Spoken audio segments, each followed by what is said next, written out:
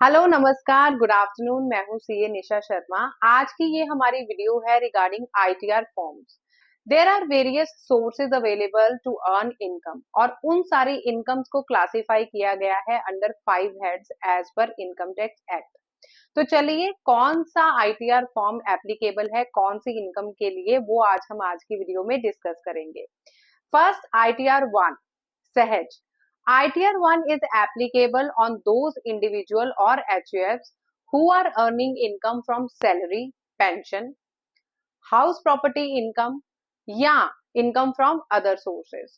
अगर आपकी agricultural income less than 5,000 है तो आपके ITR 1 एप्लीकेबल हो जाएगा।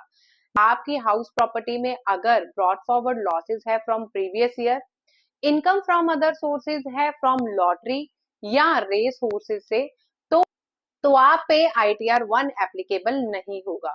ITR 1 is applicable only if your total income is not exceeding 50 lakhs of rupees.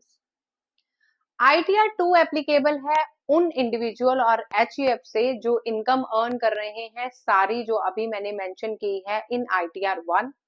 Additionally अगर आप कैपिटल गेन अर्न कर रहे हैं, क्लबिंग ऑफ इनकम है आपके स्पाउस या आपके चाइल्ड की, क्रिप्टो इनकम अर्न कर रहे हैं और उस इनकम को आप एज अ कैपिटल गेन दिखा रहे हैं, अगर आप फॉरेन इनकम या फॉरेन एसेट्स ओन कर रहे हैं, अगर आप डायरेक्टर हैं इन एनी कंपनी, तो इन सारी कंडीशंस पे आपके ऊपर ITR 2 एप्लीकेबल होगा। ITR 2 फाइल कर सकते हैं अगर आपकी टोटल इनकम एक्सीड कर रही है 50 लाख से। Next is ITR 3। ITR 3 is mainly applicable on those individual or HUFs who are carrying on sole proprietorship business or profession। List अभी हमने ITR 2 में डिस्कस की है, वो सब ITR 3 में भी इंक्लूड होंगी। Additionally business profession income, crypto income अगर आप रिपोर्ट कर रहे हैं अपने रिटर्न में as a business income, and अगर आप पार्टनर हैं इन एनी पार्टनरशिप फर्म तो आपके ऊपर ITR 3 एप्लीकेबल होगा। Next is ITR 4। ITR 4 applicable है HUF, individuals and partnership firms पे।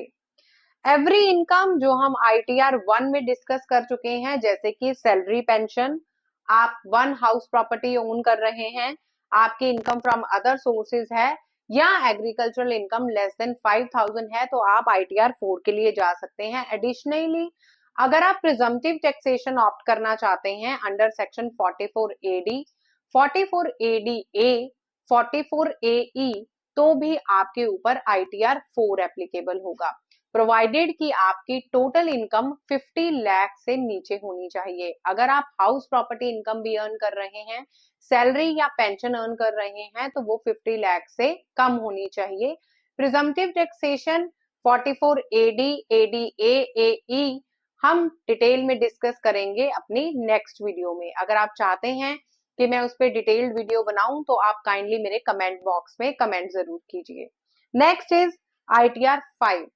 ITR 5 एप्लीकेबल है on firms, association of persons, body of individuals, artificial judicial persons, state of deceased, state of insolvent and business trust पे। Next is ITR 6। ITR 6 applicable हो जाता है companies पे other than those companies जो claim कर रही हैं exemption under section 11। Last form is ITR 7। ITR 7 form applicable है उन पर्संस पे जो रिक्वायर्ड हैं अपनी रिटर्न फाइल करने के लिए under section 139(4)A, 4B, 139(4)C, 139(4)D, 139(4)F of income tax act. इसमें वो सारे ट्रस्ट जो चैरिटेबल और रिलीजियस पर्पसेस की एक्टिविटीज में इन्वॉल्व हैं, scientific research association, news agencies, political parties, university और कॉलेजेस जो इन सेक्शंस में इनकम टैक्स रिटर्न फाइल करने के लिए लाइबल नहीं है, वो सब कवर हो जाते हैं, उनपे ITR 7 एप्लीकेबल होगा। तो आप भी अपनी इनकम क्लासिफिकेशन के अकॉर्डिंगली अपना ITR फॉर्म चूज कीजिए और 31 जुलाई से पहले अपनी इनकम टैक्स रिटर्न फाइल कीजिए। Thank you for watching my video. If you like it, kindly subscribe the channel and hit the like button. Till then, take care. Have a nice day. Namaskar.